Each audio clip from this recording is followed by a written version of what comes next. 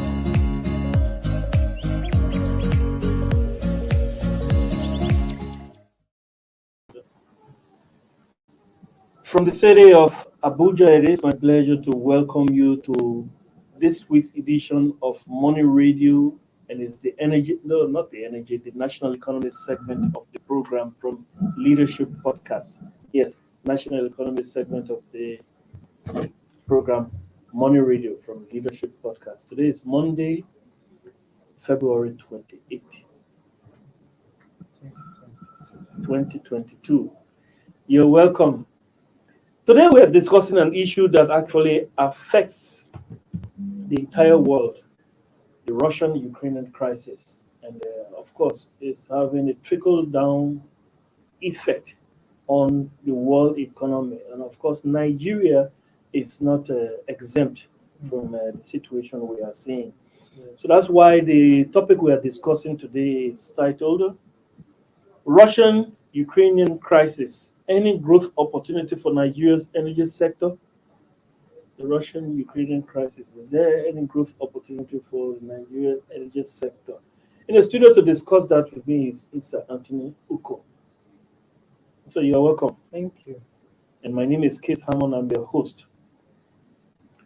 Since last week, Wednesday, Thursday, the bombardment of Ukraine started. The invasion of Ukraine started. Apparently, the president of Russia, Vladimir Putin, and people are choosing not to give him the title president any longer. They are calling him Vladimir Putin. Yes. Apparently, he miscalculated, and that apparent miscalculation is beginning to have a ripple down effect. His economy is beginning to suffer. Yes. I wouldn't go into the Russian economy because we are actually only now on the Nigerian economy. But the energy sector in the Russian economy, and Russia is the second largest producer of crude oil in the world. And there may be that supply chain disruption that is in fact is looming because Russia, Europe is thinking about diverting its attention from Russian oil, and as a result of that, there is that, if you call it a temporary or a long-term impact, is going to have that supply chain disruption is going to have some impact of sorts on oil, and that is energy. And then Nigeria comes in because Nigeria is a producer also. Does the crisis in Ukraine have any, or is it going to have any impact on the Nigerian energy sector in terms of oil and gas? Yes.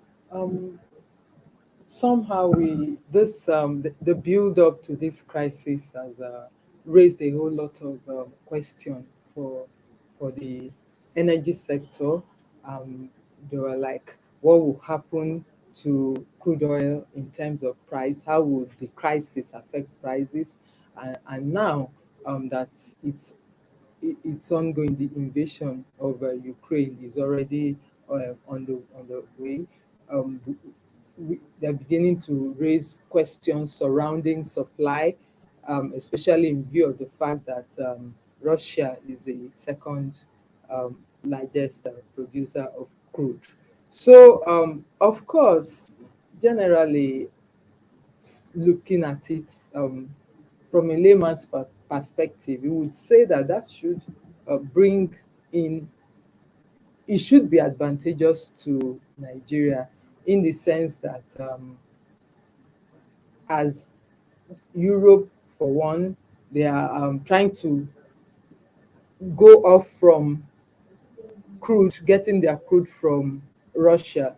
Of course, they will begin to look at other countries, other producers of crude oil from where they can get their supply from. Increased supply. Yes, so that should ordinarily result to increased supply for a country like Nigeria. That is on one side.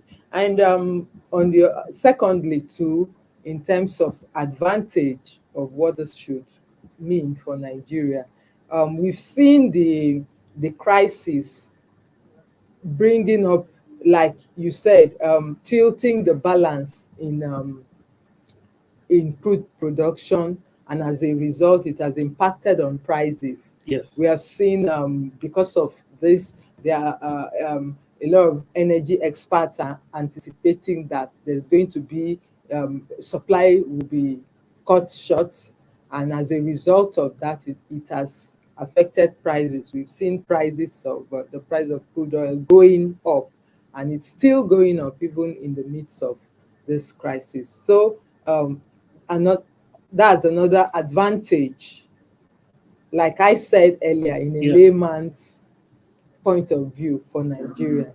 So if we look at it at the face value, we would say that the crisis portends opportunities for Nigeria, number one, to grow its supply of crude oil, and then secondly, we see higher prices, which should result in higher revenues for the country. No, so let's look at it.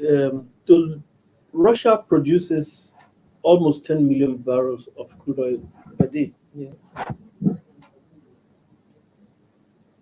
Before, Saudi Arabia was the largest producer. Saudi Arabia is the third largest producer of crude oil now.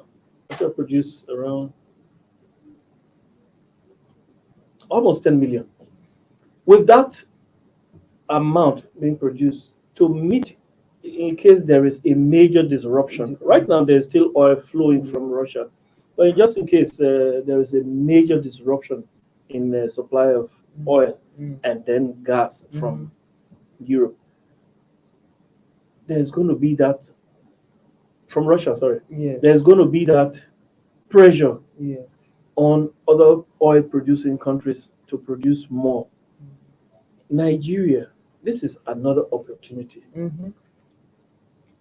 to meet a 10 million barrel per day supply chain or supply gap, which will be created if Russia is sanctioned or Russia's oil is Production is disrupted. disrupted. Yeah. Or if anything like that, there is any possibility. But just in case of anything like that, to meet up with that gap, it's not an easy thing. Even the largest producer of oil, that is, of course, the US is there. Can they ramp up production? Saudi Arabia is there. Can they ramp up production? But we are talking about Nigeria in this case. The quota from OPEC, 1.6 million barrels per day. Nigeria has not been able to meet it. Yes. So where do we stand? Yeah, that is this is what we would say is a very good opportunity. Number one, like I mentioned earlier, to boost crude oil supply, and then of course the prices being favorable to. But in reality, that is not the case in Nigeria. We were speaking with the Minister of State for Petroleum Resources here, Chief Timipre Silva, and he was so he felt he expressed his displeasure at the issue then was the rise in price. Yeah. So, and the question was, oh, Nigeria is not able right now to increase its oil output, its production output, to meet even the OPEC quota as it is, which stands at 1.6 million barrels per day. So now there is going to be added pressure, and if it's distributed round, Nigeria will of course face its own pressure, its own part of the pressure. But internally, are we really ready? That is the question. There's still supply gaps that Nigeria is yet to meet. And from what the minister said, that the timeline for meeting that OPEC quota is end of this year. That Nigeria is targeting that by the end of this year, it will be able to meet up the OPEC quota, and in so doing, if the increase, the trend in oil prices continues, then it is only then that the country will be able to benefit from the increase in price. So that is the opportunity being shot in the leg because we are not able to produce enough right now. We are not even meeting our current production quota. And well, to meet up this production quota, many of the oil wells, oil facilities that have been divested from needs to become operational, and this require investment. So the country would, of course, in the recent times, we've seen Nigerian companies coming up to buy up the oil assets from that were divested, that the international oil companies divested from. And we've seen Seplat now is getting ready to take over the onshore operations of ExxonMobil. Yes. And then, that's another point I wanted us to discuss because the international oil companies, the IOCs, are actually yes, beginning to divest their interest yes, on and Nigeria's onshore. Isn't that going to affect the production of oil? of course, it's going to affect, because it will slow down the process of Nigeria being able to ramp up its production. While they are divesting, there will be need. Now, other companies will need, other investors will need to take up this asset and then continue production. But what happens in the interim, while all this taking over of the assets and then being in position to continue production of crude oil, what happens in the interim? It means that somehow Nigeria will still continue to have shortfall in its production quota. Be that as it may, I was speaking to an economist not long ago, and he talked about the prospect of Nigeria benefiting from this prospective oil windfall. Mhm. Yes, the person of a renowned economist, Dr. Tope Fashwa. Okay. Yes, I want to play a message or his position on this issue of benefiting the economy or not benefiting the economy. Let me play it.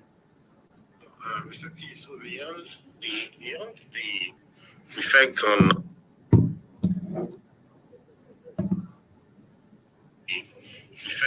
oil, crude oil, effect on oil, crude oil as a result of this conflict, and of course on bread. You see, I think that we should look at a broader picture. Already the world, many developed of countries are suffering higher levels of inflation. So if as crude oil prices go up, economies like the US will begin to see higher pump prices for petroleum, and of course, this also passes through to the rest of the economy, and therefore more inflation. At you will get, so that could also affect most of Europe. A prolonged conflict will affect the gas that Russia pipes to Europe, and therefore to create scarcity as well. You see, and of course, since our economy is still very much import dependent, there's the imported inflation which we are going to bring in as a result of importation. What worries me is a statement by the Minister for Petroleum, Minister for State, to be perceived on Bloomberg today or yesterday, to the extent that higher prices that it hurts our economy, and I'm wondering how. Because from my own calculation thus far, there should be an inflection point above which Nigeria begins to earn super margins. And of course, look, the history of Nigeria can be written Since 1973, in the Yom Kippur War, we cashed out. We made money. It's not like we had refineries then. Whatever has happened, we didn't really have refineries in 1973, maybe one. During the Babangida years, the Gulf War, we cashed out, we made money. We talked about the Babangida windfall, how many billions of dollars. In 2006, we cashed out. That was because of the reduction in production, and then of course surging Asian demand from China and India and all of that. We made money, and of course at that time also the Saudi reserves had depleted, and the production had kind of depleted in Saudi Arabia. We cashed out for a couple of years. Again, in 2011, we cashed out from effects of disruption as a result of the Arab Spring, the bombing of Libya, and all of that. And so I do not see why we shouldn't be talking about accretion to reserves. I'm talking about increases in reserves, and when you have increased reserves, you're able to, your currency becomes stronger if you want, or at least more stability and more predictability for the currency. And I think that's what I'm personally going to take them up on, because look, they cannot be painting doom and gloom for the people of this country ad infinitum. That the little reprieve we can get, the government comes up and says, sorry, you're still going to have hard times, despite the fact that we have an unknown. Nobody knew that Russia would invade Ukraine and that this will come. It is the only thing we are left with, given that nothing more tangible is being done on the economy at every point, at any turn, at every point in time. Thank you. So, let's discuss this issue. You hear what the doctor said, Dr. Fashua. Yes, he said he does not see how Nigeria should not cash out in this time, because all previous crises in the world, we saw that people, the economists, oil-producing economies cashed out. Why not now? Why Nigeria won't cash out now? Talked about the Yom Kippur War in the 1970s. He talked about the Babangida windfall during the Gulf War. He talked about 2006. There was this global financial crisis. And then he talked about 2011 with this Arab Spring. He said, we can't be talking about doom and gloom when there is the opportunity there. Just this afternoon, I was listening to the radio, and it was announced that over the past 2 months, the NNPC has not been able to remit anything to the Federation account. What is going on? Why are Nigerians not cashing out from their from oil? The price of oil right now, as of this morning, was $103 for Brent crude. Why not now? It's it really it's beyond what, like the Dr. Fashua said. Before now, we have seen oil prices rising, and despite the fact that Nigeria was still importing crude, Yes. it was still importing petrol, Yes, for use for local consumption, there was a huge accrual from the excess into the excess crude account. yes. So, and all those times that he mentioned, Nigeria has been able to benefit. So what is different this time? This time. What is different this time? The only thing we can see here is that, like we have been interrogating time and again, like we've been interrogated time and again, the figures that are being bandied, that is Nigeria's daily consumption, Yes. of petroleum products. It seems to be yes, it keeps arithmetic progression. I'm telling you. So with this, the NNPC keeps saying it is not making more. All the money it's making from the sale of crude oil goes into paying for subsidy. But we were having subsidy before this administration, and in times of, and yet Nigeria was still able to benefit when the price of crude went up. So, like I asked earlier, what is different this time?